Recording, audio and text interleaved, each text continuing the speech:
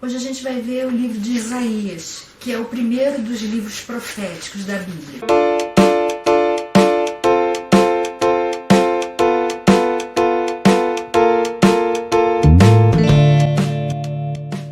O tema desse livro é a graça e o livramento de Deus para todo Israel. Você lembra que a gente viu em vídeos anteriores que o reino de Israel, que antes era único, depois do reinado de Salomão, acabou se transformando em dois reinos? O reino do norte se chamava Israel ou Efraim e o reino do sul se chamava Judá. E ainda na época de Moisés, no livro de Deuteronômio, Deus havia alertado o povo de que se eles fossem fiéis, eles seriam muito abençoados, mas se fossem infiéis, eles seriam espalhados por outras nações, levados cativos, e iam sofrer bastante. Depois da divisão do reino em dois, tanto Israel como Judá se desviaram de Deus. Israel se tornou um reino totalmente idólatra e Judá ficava oscilando. Ora, ele tinha reis que andavam segundo os caminhos de Deus, ora tinha reis que se desviavam. E por causa disso que estava acontecendo nesses dois reinos, Deus resolveu mandar profetas que alertassem o povo para que voltassem para os seus caminhos. Alguns profetas foram enviados para o reino do norte, para Israel. Outros profetas foram enviados para o reino do sul. E outros profetas foram enviados para os dois reinos. Mas o propósito de Deus sempre foi de que tanto o reino do norte quanto o reino do sul voltassem a andar nos caminhos dele, prosperassem, fossem felizes e se tornassem novamente uma nação só. Até que um dia o exílio realmente veio. O cativeiro para o reino do norte veio pelas mãos dos assírios e para o reino do sul veio mais tarde pelas mãos dos babilônios.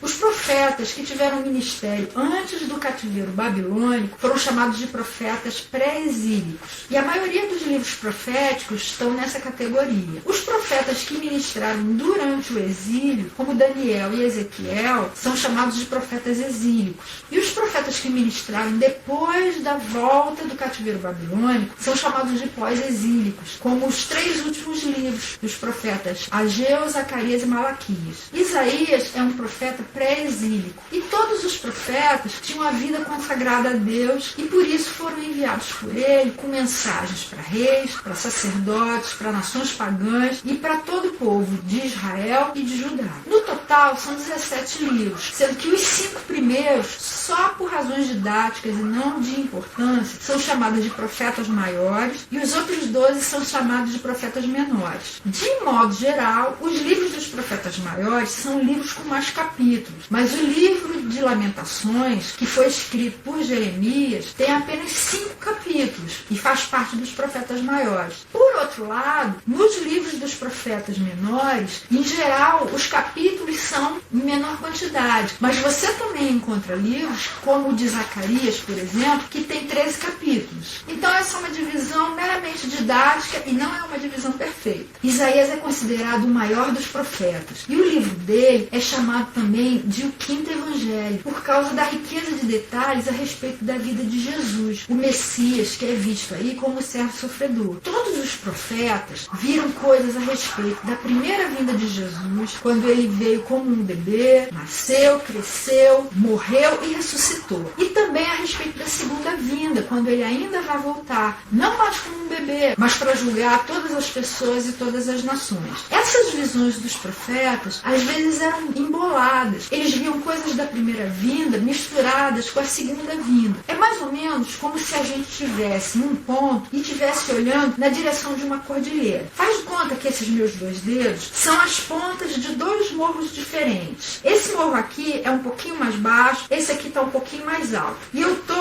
aqui, olhando para essa cordilheira. Desse meu ponto de vista, eu tô vendo esse pico e tô vendo esse daqui também. Olhando de longe, parece que os dois estão juntos. E eu não consigo enxergar esse vale que existe aqui entre os dois. A visão dos profetas era mais ou menos assim. Eles olhavam as duas vindas, mas não conseguiam enxergar como elas estavam separadas. E para eles era tudo uma coisa só. Esse foi um dos motivos pelo qual uma grande parte dos israelitas não conseguiu reconhecer Jesus como Messias, porque estava esperando como o libertador e juiz e rei de toda a terra. Ele veio como libertador. Mas essa parte de juiz vai ser só no futuro ainda. O ministério de Isaías cobriu o reinado de 5 reis de Judá: Uzias, de quem ele era primo, Jotão, Acás, Ezequias e Manassés. Manassés foi o pior rei de Israel. A gente já viu isso num outro vídeo. E a tradição fala que ele deu ordem de colocar o profeta Isaías dentro de um tronco oco e mandar serrá-lo ao meio. O autor, então, do livro de Isaías foi o próprio Isaías, que era da família real. Ele era neto do rei Joás, que foi aquele rei cuja avó matou toda a família real. Ele ainda era um bebezinho. Ele foi escondido dentro do templo até que se tornasse maiorzinho, e ainda criança ele se tornou rei de Judá. Então Isaías era neto desse Joás e ele era primo do rei Uzias. O livro foi escrito em cerca de 700 a.C. em Jerusalém. E o nome Isaías vem do hebraico Yeshaya, Jeová é a salvação. E no grego é Esaias. O tempo de ação cobre aproximadamente 45 anos. Vai de 740 a 695 a.C. Nos últimos dias do Reino do Norte, antes de ser invadido pela Síria. E o ministério dele foi ao mesmo tempo que o de Amós, Oséias e Miqueias. O verso-chave, que é aquele que sintetiza a ideia central do livro, está no capítulo 53, verso 6. Todos nós, tal qual ovelhas, nos desviamos. Cada um de nós se voltou para o seu próprio caminho. E o Senhor fez cair sobre ele a iniquidade de todos nós. Como é que esse livro pode ser dividido? Eu dividi em 2 partes. Você já reparou que a Bíblia também é dividida em 2 partes? O Antigo Testamento e o Novo Testamento. No total, ela tem 66 livros. No Antigo Testamento são 39 e no Novo são 27. Pois o livro de Isaías também tem 66 capítulos e a primeira divisão tem 39 capítulos e a segunda tem 27. A primeira, até o capítulo 39, mostra denúncia e condenação de Israel, de Judá, das nações pagãs. E a segunda parte, que vai do capítulo 40 até o final do livro, no capítulo 66, contém uma mensagem de conforto e consolação, em que Deus mostra que vai restaurar todas as coisas no futuro, vai restaurar Israel e Judá. Eles vão voltar a ser um único reino e vai restaurar toda a terra, todos nós, toda a natureza, tudo, completando a obra de Jesus. E como é que Jesus pode ser visto aí? Ele pode ser visto de muitas formas. A primeira delas é como o filho da Virgem. Está no capítulo 7, verso 14. Por isso o Senhor mesmo lhes dará um sinal. A Virgem ficará grávida e dará à luz um filho e o chamará Emanuel. Quando eu lia isso, eu pensava, ia ser Emanuel ou ia ser Jesus? Na verdade, Emanuel significa Deus conosco. Jesus recebeu o nome de Jesus, que significa Deus é a salvação, o Senhor é a salvação. Mas Emanuel foi o significado de toda a vida dele aqui. Ele foi o próprio Deus vivendo entre nós, caminhando, se alimentando, conversando. Esse é o verdadeiro significado dessa profecia de Isaías. Deus conosco. E esse Deus conosco precisava ser filho de uma virgem. Porque se ele fosse filho de um homem e de uma mulher, concebido como todas as outras pessoas são, ele ia carregar em si o pecado de Adão. E ele precisava ser totalmente limpo de pecado, totalmente puro, para que ele não tivesse pecados próprios para carregar e pudesse carregar os nossos, como ele fez lá na cruz. Ele pode ser visto também como o príncipe da paz que teve um ministério na Galileia. Está lá no capítulo 9, versos 1, 2, 6 e 7. Contudo, não haverá mais escuridão para os que estavam aflitos. No passado, ele humilhou a terra de Zebulon e de Naftali, mas no futuro honrará a Galileia dos gentios, o caminho do mar, junto ao Jordão. O povo que caminhava em trevas viu uma grande luz. Sobre os que viviam na terra da sombra da morte, raiou uma luz. Porque um menino nos nasceu, um filho nos foi dado, e o governo está sobre os seus ombros, e ele será chamado Maravilhoso Conselheiro, Deus Poderoso, Pai Eterno, Príncipe da paz. Ele estenderá o seu domínio e haverá paz sem fim sobre o trono de Davi e sobre o seu reino, estabelecido e mantido com justiça e retidão, desde agora e para sempre. O zelo do Senhor dos Exércitos para isso. Lá em Mateus, no capítulo 4, verso 12, fala assim: quando Jesus ouviu que João tinha sido preso, voltou para Galileia. Jesus não nasceu na Galileia. Lá no Evangelho de Lucas, a gente vê bem certinho a explicação do que aconteceu. Maria e José moravam na Galileia Galiléia. Eles eram de Nazaré, uma cidadezinha de lá. Só que na época do imperador Tibério, foi editado um decreto que ordenava que todo mundo fosse recenseado. E deveriam fazer isso na cidade dos seus antepassados. Tanto José quanto Maria eram descendentes de Davi. Você vê isso na genealogia de Mateus e vê também na genealogia que aparece em Lucas. Nas duas aparece Davi como antepassado deles. Por causa disso, eles foram para Belém, para esse recenseamento. Só que ela estava grávida, a gravidez estava quase no final. E enquanto eles estavam lá, Jesus nasceu na cidade de Belém, que era a cidade onde Davi nasceu. Depois que Jesus nasceu, eles ficaram lá um tempinho. Herodes resolveu matar todas as crianças, porque ele sabia dessa profecia que falava do rei de Israel que nasceria lá. Então ele mandou matar todas as crianças de 2 anos para baixo, por garantia. E José foi avisado em sonho e fugiu para o Egito com Maria e Jesus. Depois que Herodes morreu e os seus filhos passaram a governar em seu lugar, ele voltou para Israel, voltou para sua cidade, lá em Nazaré, que fica na Galiléia. E lá Jesus foi criado. Então Jesus nasceu em Belém, mas foi criado em Nazaré. Por isso ele era chamado de Jesus de Nazaré, ou Jesus Nazareno, ou Jesus da Galiléia. E lá em João 14, verso 27, Jesus falou assim para os seus discípulos na última ceia: deixo-lhes a paz, a minha paz lhes dou. Não a dou como o mundo a dá. Não se perturbe o seu coração, nem tenham medo. Jesus é o príncipe da paz, porque só ele pode dar uma paz que excede a todo entendimento.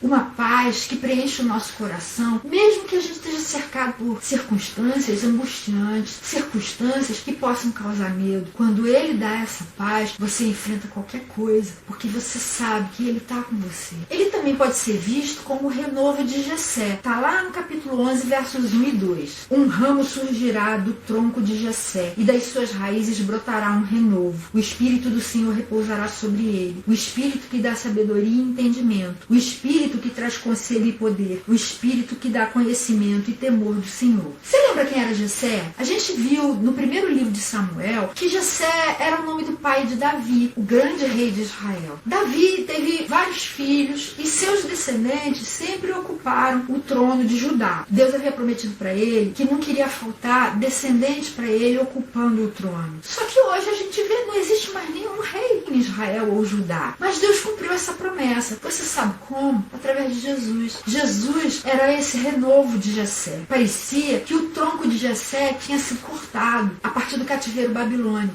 Depois que eles foram levados como escravos para lá, nunca mais Israel e Judá tiveram algum rei. Mas quando Jesus nasceu, ele é o verdadeiro rei. Ele é aquele que tem um reinado que nunca vai se acabar. Um reinado eterno. Ele é o renovo de Jessé. O brotinho que surgiu a partir daquele resto do tronco. A partir daquele tronco que parecia que não ia mais viver. Jesus é esse renovo. E lá em Mateus, no capítulo 1, verso 5 a 16, tem aquela genealogia que mostra que Salmão gerou Boaz, cuja mãe foi Raabe. A gente viu Raabe no livro de Josué. Boaz gerou Obed, cuja mãe foi Ruth. A gente viu isso no livro de Ruth. Obed gerou Jessé e Jessé gerou o rei Davi. Davi gerou Salomão, cuja mãe tinha sido mulher de Urias. E vai continuando, mostrando todos os reis até a época do cativeiro. No verso 12, começa a falar sobre Zorobabel, que foi governador de Judá quando eles voltaram. E Zorobabel gerou Abiúde, Abiúde gerou Eliaquim, Eliaquim gerou Azor, Azor gerou Sadoc, Sadoc gerou Aquim, Aquim gerou Eliúde, Eliúde gerou Eleazar, Eleazar gerou Matã, Matã gerou Jacó, Jacó gerou José, marido de Maria, da qual nasceu Jesus. Jesus pode ser visto também como uma pedra fundamental. Está no capítulo 28, verso 16.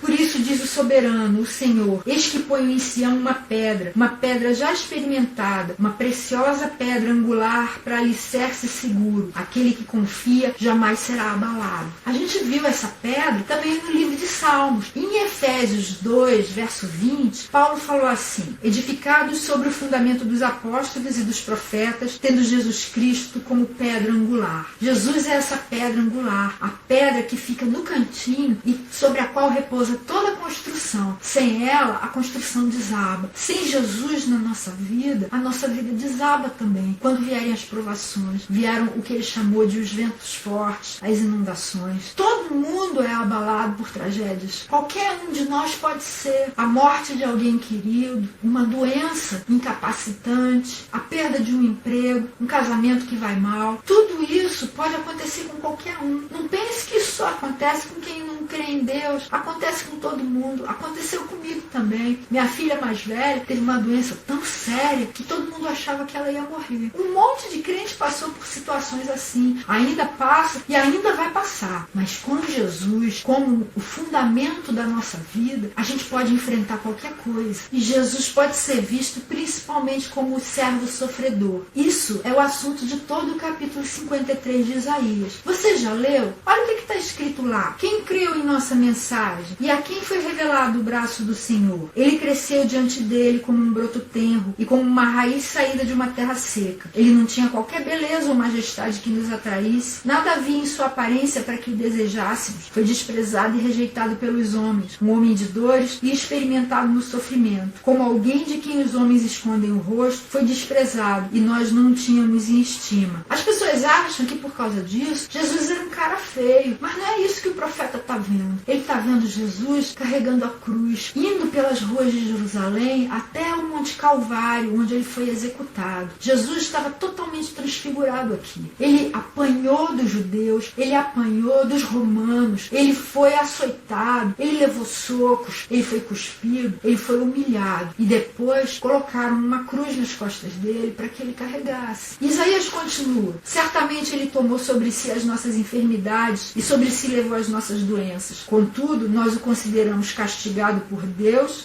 atingido e afligido. Mas ele foi transpassado por causa das nossas transgressões. Foi esmagado por causa de nossas iniquidades. O castigo que nos traz paz estava sobre ele, e pelas suas feridas fomos curados. Jesus foi transpassado nos pés, nas mãos e no lado também, para se certificarem de que ele estava morto mesmo. Isso foi por causa dos nossos pecados que ele carregou sobre si. Todos nós, tal qual ovelhas, nos desviamos. Cada um de nós se voltou para o seu próprio caminho, e o Senhor fez cair sobre ele a iniquidade de todos nós. Ele foi oprimido e afligido, e contudo não abriu a sua boca. Como um cordeiro foi levado para o matadouro, e como uma ovelha que diante de seus tosqueadores fica calada, ele não abriu a sua boca. Com julgamento opressivo, ele foi levado. E quem pode falar dos seus descendentes? Pois ele foi eliminado da terra dos viventes. Por causa da transgressão do meu povo, ele foi golpeado. Foi-lhe dado um túmulo com os ímpios e com os ricos em sua morte, embora não tivesse cometido nenhuma violência, nem houvesse nenhuma mentira em sua boca. Jesus foi contado como se ele fosse um transgressor. Por isso ele teve aquela morte horrível. Mas ele também teve com o rico em sua morte. José de Arimateia e Nicodemos tiveram com ele. Um deles cedeu o túmulo novinho em folha para que o corpo de Jesus fosse colocado ali. Contudo, foi da vontade do Senhor esmagá-lo e fazê-lo sofrer. E embora o Senhor tenha feito da vida dele uma oferta pela culpa, ele verá sua prole e prolongará seus dias, e a vontade do Senhor prosperará em sua mão. Sabe como ele prolongou os seus dias? Pela ressurreição. Depois do sofrimento de sua alma, ele verá a luz. Olha a ressurreição aí. E ficará satisfeito. Pelo seu conhecimento, meu servo justo justificará a muitos e levará a iniquidade deles. Por isso, eu lhe darei uma porção entre os grandes, e ele dividirá os despojos com os fortes, porquanto ele derramou sua vida até a morte, e foi contado entre os transgressores, pois ele levou o pecado de muitos, e pelos transgressores intercedeu. Isso tudo que eu falei aqui, você vai encontrar no Evangelho de Mateus, no capítulo 27. Lá, principalmente dos versos 29 até o 35, está mostrando tudo isso que Isaías viu. Jesus sofreu desde a noite anterior, logo depois da última ceia. Ele foi preso, espancado, passou a noite em claro, sendo interrogado. Depois ele foi espancado mais ainda pelos romanos, que eram bem cruéis. E às 9 começou o suplício dele relacionado à crucificação. Às 3 da tarde ele morreu. E você vai me perdoar, mas eu vou ser bastante sincera. Jesus não merecia estar ali. Quem merecia estar lá era eu, meu marido, meus filhos, meus conhecidos, era você, sua família, todos nós. Os romanos, os judeus, os brasileiros. Nós merecemos estar lá naquela cruz, sendo pregados. Mas ele foi por vontade própria e por amor a todos nós, para que pudesse carregar os pecados de toda a humanidade, de todos os tempos, e nos libertar, nos tornar livres para ele, para podermos finalmente ser felizes. Que lições a gente pode extrair para a nossa vida? A primeira está relacionada à forma de culto que os judeus faziam naquela época de Isaías. Lá no capítulo 1, de 10 a 17, está escrito assim: governantes de Sodoma, ouçam a palavra do Senhor. Vocês, povo de Gomorra, escutem a instrução de nosso Deus. Para que me oferecem tantos sacrifícios? Pergunta o Senhor. Para mim, chega de holocaustos de carneiros e da gordura de novilhos gordos. Não tenho nenhum prazer no sangue de novilhos, de cordeiros e de bodes. Quando vocês vêm à minha presença, quem lhes pediu que pusessem os pés em meus átrios? Parem de trazer ofertas inúteis. O incenso de vocês é repugnante para mim. Luas novas, sábados e reuniões, não consigo suportar suas assembleias cheias de iniquidade. Suas festas da lua nova e suas festas fixas, eu as odeio. Tornaram-se um fardo para mim. Não as suporto mais. Quando vocês estenderem as mãos em oração, esconderei de vocês os meus olhos. Mesmo que multipliquem as suas orações, não as escutarei. As suas mãos estão cheias de sangue. Lavem-se, limpem-se, removam suas más obras para longe da minha vista. Parem de fazer o mal, aprendam a fazer o bem, busquem a justiça, acabem com a opressão, lutem pelos direitos do órfão, defendam a causa da viúva. No começo ele fala em Sodoma e Gomorra, mas Sodoma e Gomorra não existiam desde Gênesis. Ele está falando que o comportamento deles era como o dos habitantes de Sodoma e Gomorra e que levaram essas cidades a serem destruídas. Ele está falando de pessoas que acham que é muito importante observar ritos, observar rituais, observar formas de culto, mas não se preocupam em ter uma vida que agrade a Deus. Deus está falando: olha, eu não estou nem aí para sacrifícios, para incenso, não estou nem aí para louvores cantados dentro da igreja, eu não estou nem aí para orações feitas com palavras bonitas, eu não estou nem aí se você é presbítero, diácono, pastor, se você é professor da escola dominical, se você é líder da mocidade, se você tem algum cargo importante, se você é o presidente do presbitério, se você é o bispo, chefe de todos os outros, se você é o papa, eu não estou nem aí para isso. Eu quero uma vida que me agrade, eu quero uma vida que ande de acordo com aquilo que eu ensinei. Misericórdia, amor, uma vida de justiça, de retidão, de compaixão.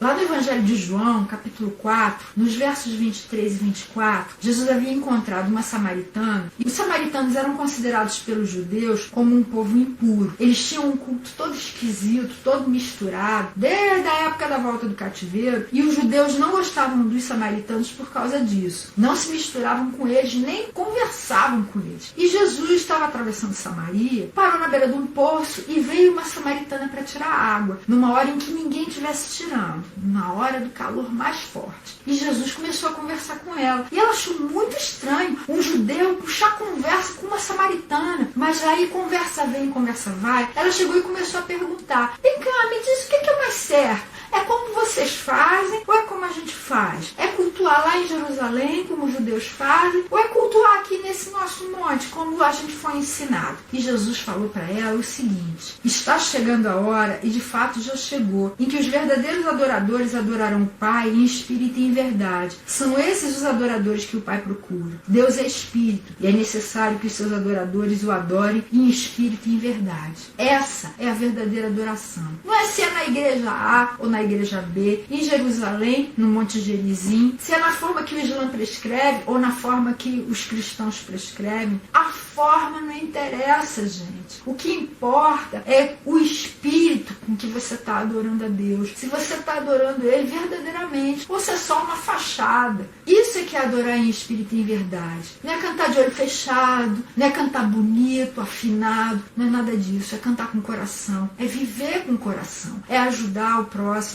com o coração, é fazer o que você puder fazer pelo seu próximo. Não é ficar perguntando quem é o meu próximo. Você é o próximo de quem tiver ali a mão, de quem tiver ao seu alcance. A segunda lição está relacionada ao chamado de Isaías para ser profeta. Está lá no capítulo 6, nos versos 1 a 8. No ano em que o rei Uzias morreu, aquele que era primo de Isaías, eu vi o Senhor assentado num trono alto e exaltado, e a aba de sua veste enchia o templo. Só a aba da veste. Acima dele estavam serafins. Cada um deles tinha 6 asas. Com 2 cobriam o rosto, com 2 cobriam os pés e com 2 voavam. E proclamavam uns aos outros: Santo, Santo, Santo é o Senhor dos Exércitos. A terra inteira está cheia da sua glória. Ao som das suas vozes, os batentes das portas tremeram e o templo ficou cheio de fumaça. Então gritei: ai de mim, estou perdido, pois sou um homem de lábios impuros e vivo no meio de um povo de lábios impuros. Os meus olhos viram o Rei, o Senhor dos Exércitos. Logo, um dos serafins voou até mim, trazendo uma brasa viva que havia tirado do altar com uma tenaz. Com ela tocou a minha boca e disse: veja, isso tocou os seus lábios, por isso a sua culpa será removida e o seu pecado será perdoado. Então ouvi a voz do Senhor proclamando: quem enviarei e quem irá por nós? E eu respondi: eis-me aqui, envia-me a mim. Esse chamado que Isaías ouviu, Deus já estava fazendo há muito tempo.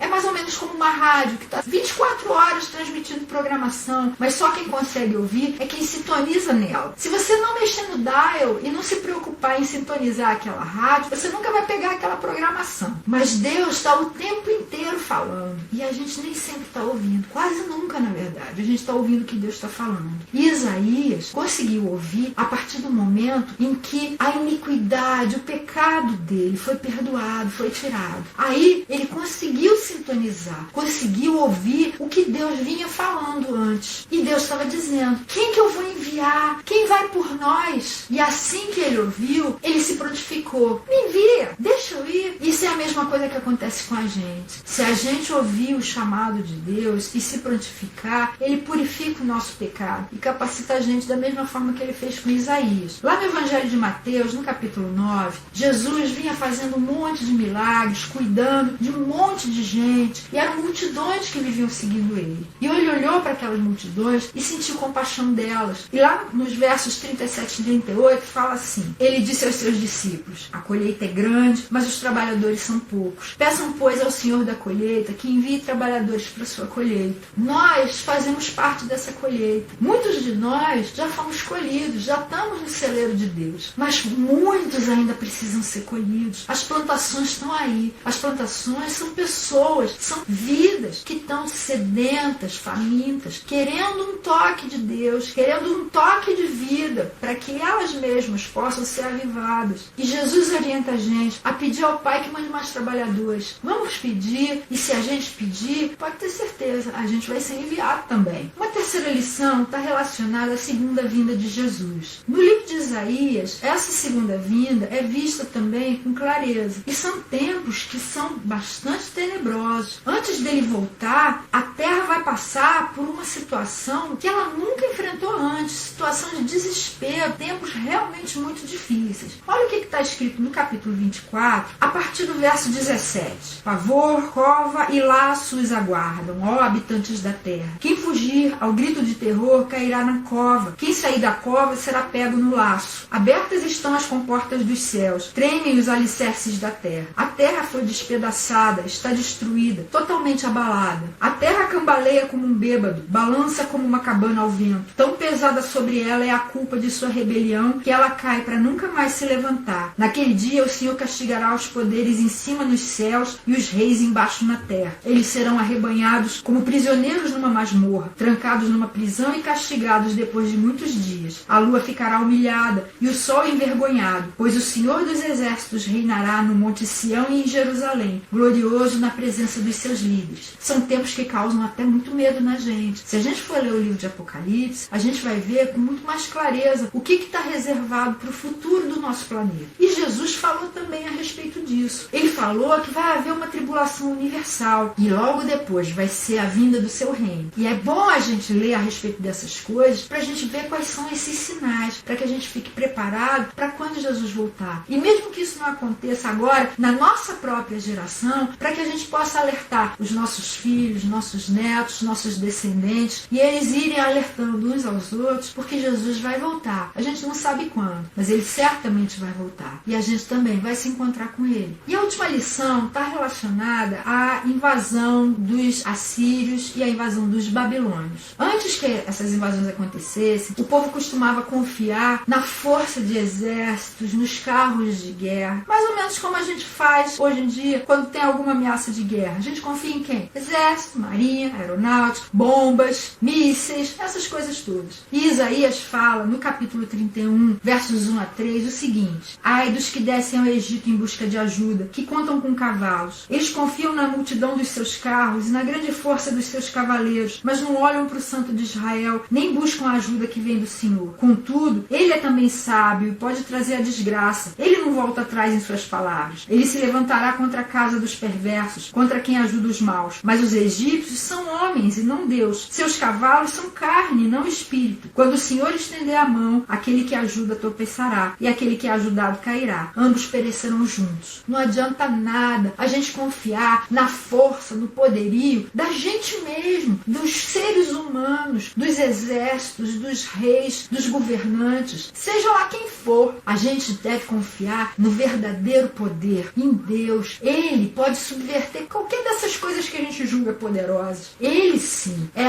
o verdadeiro refúgio. Ele é que pode oferecer a verdadeira proteção para nós. A gente pode fazer 1001 planos. Pode ter plano A, plano B, plano C, fazer poupança. A gente pode ter armas em casa para se proteger dos ladrões. A gente pode ter cerca elétrica, muros altos, cachorros ferozes. A gente pode ter o que a gente inventar para se proteger, tanto financeiramente como em termos de segurança física mesmo. Mas a verdadeira segurança, a verdadeira proteção não está no dinheiro, não está nos esquemas de segurança, não está em nada disso. A verdadeira proteção, a verdadeira segurança está em Deus. Ele é aquele que nos guarda. Ele é aquele que nos segura em sua mão, que faz com que a gente possa andar para lá e para cá, sem que uma bala perdida nos atinja. Ele que faz com que a gente sobreviva em meio à guerra. Ele que faz com que a gente não seja atingido pelo mal. Ele é que faz com que, mesmo que o mal se abata sobre a nossa vida, a gente consiga sair dele vitorioso. Confie em Deus. Confie toda a sua vida nas mãos dele, porque ele é que é a verdadeira proteção. Esse foi o resumo do livro de Isaías. Na semana que vem, a gente vai ver o livro do profeta Jeremias, que também foi escrito antes do cativeiro e continuou durante o cativeiro babilônico. Não perca!